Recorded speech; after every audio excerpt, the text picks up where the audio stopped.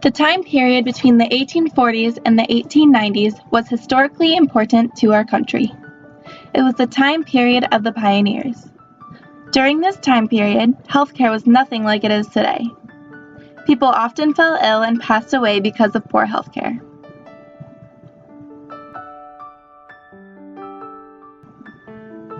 John Knapp is writing a letter to his son, William Eno, in regards to poor healthcare. John Knapp has two sons, William and Henry. Henry has a daughter, Carrie, but he is very ill, and John knows the possibility of him passing away is likely. In this case, Carrie would be left alone with no caregiver.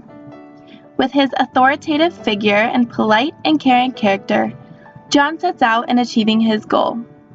He writes, "As I feel deep interest in their welfare, you will excuse me for troubling you with questions in regard to them." John has set up a mood filled with care and concern and is attempting to get William to feel as sympathetic as he does.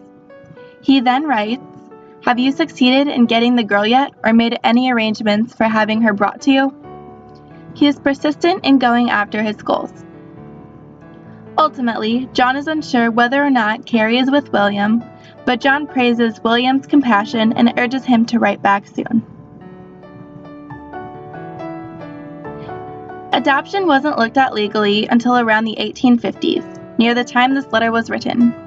Since colonial times, it was completely normal for a child to be informally transferred to substitute parents without any formal processes or procedures. This being the case, birth dates and name changes weren't generally recorded.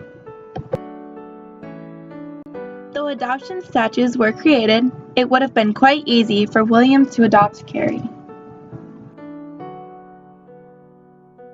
Adoption statutes were then created. The first statute was created in Massachusetts and required judicial approval, proof that the family was able to sufficiently raise a child, and consent from the children's parents.